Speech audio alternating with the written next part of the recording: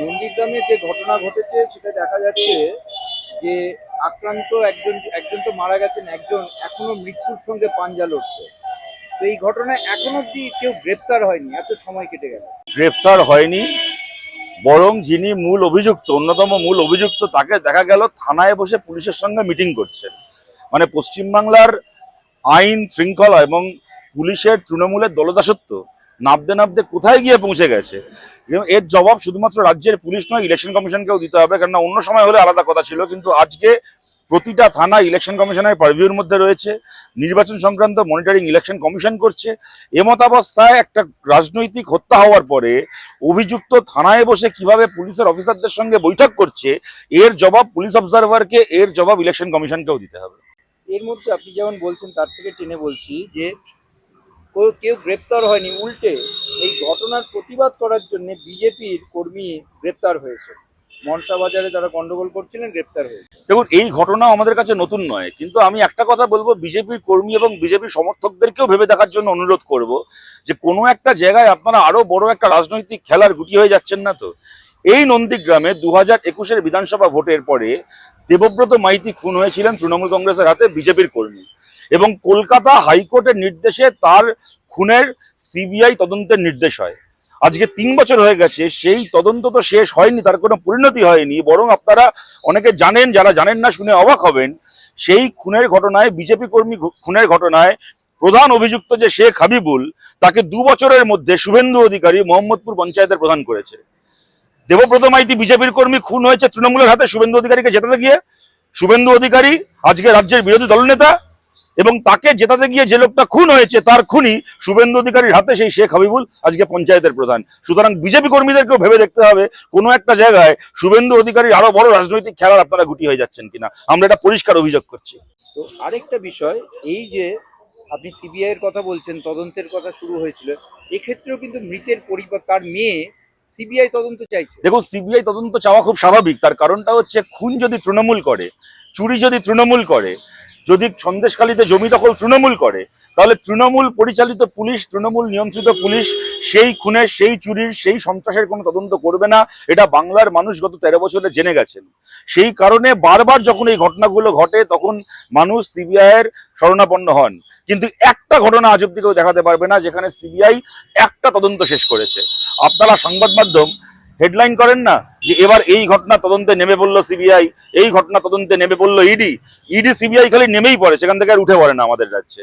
সুতরাং আমরা যে মানুষটি খুন হয়েছেন, যে বয়স্ক একজন বিজেপি কর্মীর তিনি বৃদ্ধা মা খুন হয়েছেন, তার প্রতি যে আমরা, এটা আমাদের কাছে সে অন্য রাজনৈতিক দল করতে পারে, কিন্তু আমরাও শিহরিত এই ঘটনায়। আমাদেরও পরিবার রয়েছে, আমাদেরও পরিজন রয়েছে। এই ঘটনা কালকে আমার পরিবারেও হতে পারে। কিন্তু আমাদের বলার জায়গা এইটাই, আপনারা যে দাবি করছেন ন্যায্য দাবি, কিন্তু আপনার এই দাবি মিটলেও আপনি যে বিচার চাইছেন সেটা আপনি পাবেন কিনা তার কোনো গ্যারান্টি নেই। খুব সম্ভবত পাবেন না যদি বিজেপির হাতে সিবিআই থাকে। এটা নিয়ে আবার রাজ্যপাল অ্যাকশন টেকেন রিপোর্ট চেয়েছে। দেখুন, রাজ্যপাল আজকে পর্যন্ত কোন ঘটনায় না অ্যাকশন টেকেন রিপোর্ট চাইলেন বলুন তো?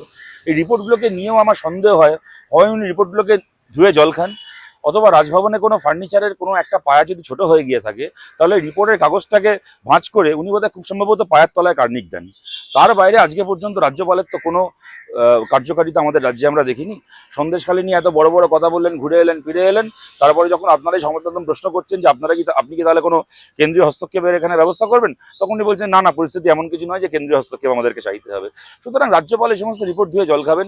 যখন উনি রিটায়ার করবেন, হয়তো রিপোর্টগুলোকে বাঁধিয়ে একটা বই করে উনি পাবলিশ করবেন, রয়্যালটি থেকে টাকা পাবেন। এর বাইরে উনি কোনো হোমেও লাগেন না, যজ্ঞেও লাগেন না, ওনাকে নিয়ে আমাদের বলার কিছু নেই। কাউন্সিলরের বাড়িতে, শশী পাজা বলছেন, কাউন্সিলরের বাড়িতে সিবিআই চলে যায়।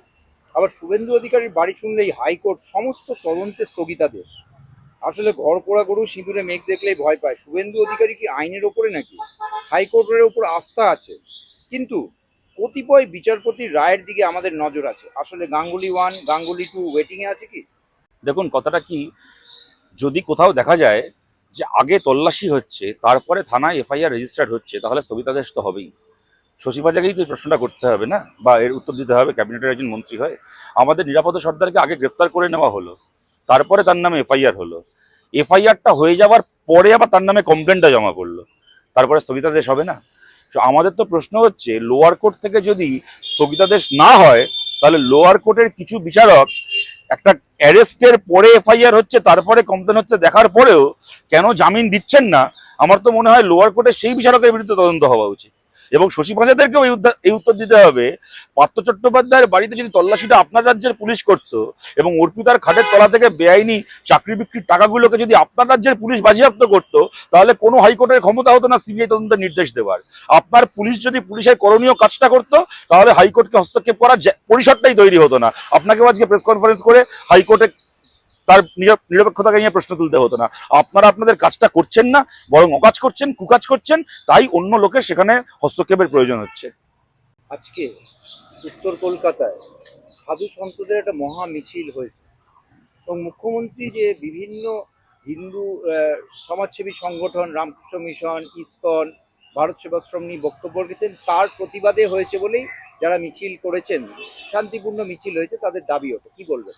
এরকম মিছিল তো আমরা কলকাতায় দেখেছি কি, বা আপনার কি মূল্যায়ন? না, কোনোদিন দেখিনি। তার কারণটা হচ্ছে, আমরা যে 34 বছর যখন বামফ্রন্ট সরকার চালিয়েছে, যেমন আমাদেরকে নিয়ে একটা সমালোচনা অনেকে করতেন যে আমরা সরাসরিভাবে রাজনৈতিক কোনো কর্মসূচিতে অংশগ্রহণ করি না। কথাটা ঠিক, কিন্তু আমরা যেরকম কোনো রাজনৈতিক কর্মসূচিতে অংশগ্রহণ করিনি, তেমন আমাদের সরকার চলাকালীন প্রতিটি রাজনৈতিক সংগঠন, সংস্থা, প্রতিটি ধর্মীয় পীঠস্থান, তারা ডিগনিটির সঙ্গে, সসম্মানে তারা তাদের কাজ করেছেন। তাদের কোনো রকম কোনো কাজে অন্য কেউ হস্তক্ষেপ করতে যায়নি, তাদেরকে কোনোভাবে অপমানও করতে যায়নি, ছোটও করতে যায়নি। কারণ নাম করে কখনো জ্যোতিবাবু বুদ্ধদেব ভট্টাচার্যরা কোনো অভিযোগও করেননি কোনো প্রমাণ ছাড়া। প্রত্যেকের ডিগনিটির সাথে নিজের কাজ করেছেন। রাজনীতির জায়গায়, ধর্মের জায়গায়, এটা আমরা রক্ষা করতে পেরেছিলাম। আজকে মমতা বন্দ্যোপাধ্যায় কখনো ইমাম বরকতিকে নিয়ে এসে তৃণমূলের মঞ্চে তুলে রাজনীতির নেতা বানিয়েছেন, কখনো এই মমতা বন্দ্যোপাধ্যায় আজকে বলছেন যে সিস্টার নিবেদিতার যে বাড়িতে থাকতেন সেই বাড়িকে আমি রক্ষা করে উদ্ধার করে দিয়েছি। আরে, একজন ঐতিহাসিক চরিত্র, তার স্মৃতি বিজড়িত কোনো একটা বাড়িকে রক্ষা করা, whoever is the government of the day, তার এটা কর্তব্য। আপনি এইটা করে রামকৃষ্ণ মিশনের ওপর কোনো দয়া করেননি।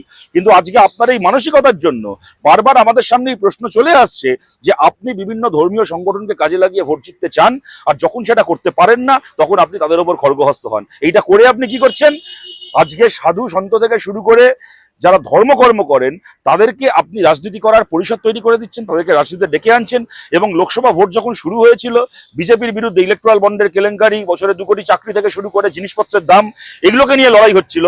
আপনি মমতা বন্দ্যোপাধ্যায়ের রাজনীতিটাকে এমন একটা জায়গায় এনে ফেললেন, আপনার এই একটা বক্তৃতা কার্তিক মহারাজের নাম তুলে এবং তারপর রামকৃষ্ণ মিশন, ইসকনকে টার্গেট করে, ভারত সেবাশ্রমকে টার্গেট করে, আপনার এই একটা বক্তৃতা গোটা লোকসভা ভোটে পশ্চিমবাংলার ন্যারেটিভকে, রুটি কাপড়া মাকান, লোকের চাকরি বাকরি, কলকারখানা, ইলেকট্রাল বন্ডের দুর্নীতি থেকে সরিয়ে এনে এমন পিছে নিয়ে আসলো যে পিছে বিজেপি ব্যাটিং করতে ভালোবাসে। আপনি রাজনীতিকে রুটি কাপড়া মাকান থেকে ধর্মের পিছে নিয়ে চলে আসলেন। আপনি মমতা বন্দ্যোপাধ্যায় আরএসএস এর মানুষ কন্যা।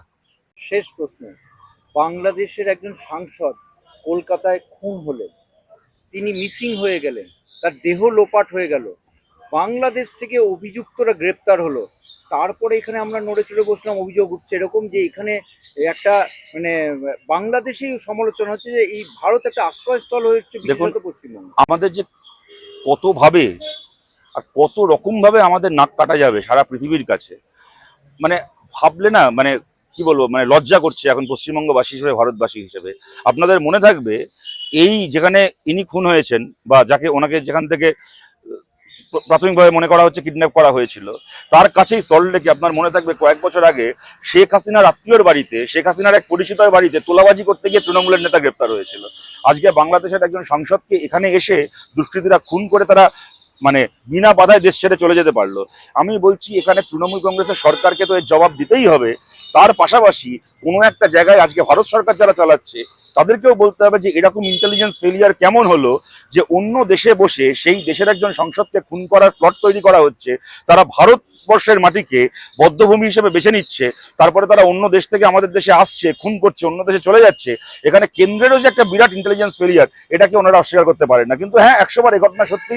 যখন কদিন আগে বাগুইহাটিতেও আমরা দেখলাম 2 কিশোরকে অপহরণ করা হলো, 10 দিন খুঁজে পাওয়া যাচ্ছে না, পুলিশ তাদেরকে খুঁজে পেল না, তারপরে মৃতদেহ পাওয়া গেল। এখানে একজন অন্য দেশ থেকে আসা একজন সাংসদ, তাকে 8 দিন খুঁজে পাওয়া যাচ্ছে না, পুলিশ খোঁজ করতে পারলো না, তারপরে তার মৃতদেহ পাওয়া গেল। যদি পশ্চিমবাংলার পুলিশ হয়তো যদি কার্যকারী ভূমিকা পালন করতে পারতো, বলা যায় না হয়তো ওনার জীবন বাঁচতো। কিন্তু তা সত্ত্বেও ভারত সরকারও তার ইন্টেলিজেন্স ফেলিয়ার এখানে অস্বীকার করতে পারে না। যাই হয়ে থাক না কেন, গোটা পৃথিবীর কাছে আমাদের মুখে চুনকালি লাগলো।